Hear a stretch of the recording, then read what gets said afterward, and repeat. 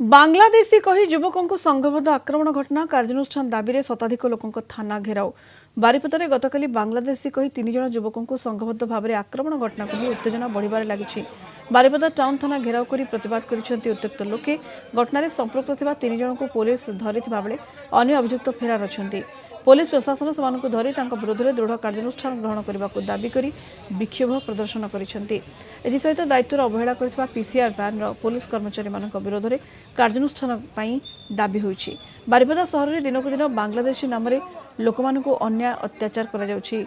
आधार card मागी पिटामरा बंद करने को पुलिस पदक्षेप ग्रहण कर आवश्यकता रही। ए घटना कौन कार्यानुष्ठान ग्रहण कर नगले एसपी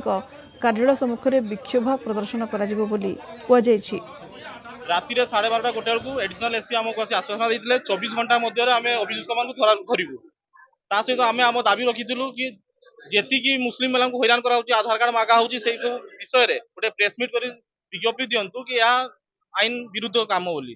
विरुद्ध बर्तमान सुधा कम किसी है जड़े अभियोग धरा ही ना कि आम सठिक तथ्य पाऊना बर्तमान सुधा जहाँ विरुद्ध में पुणी आज आम थाना एकत्रित होइचु। एडिशनल एसपी आसछंती आम प्रेसमिट करने बार बार कहूँ से बर्तमान सुधा करना से कहते हाँ करवा जहाँ फल आम पुणी आज एकत्रित हो थाना घेराव करछु। से बाबद गोटे मुकदमा रुजु कराई टाउन थाना केस नंबर 478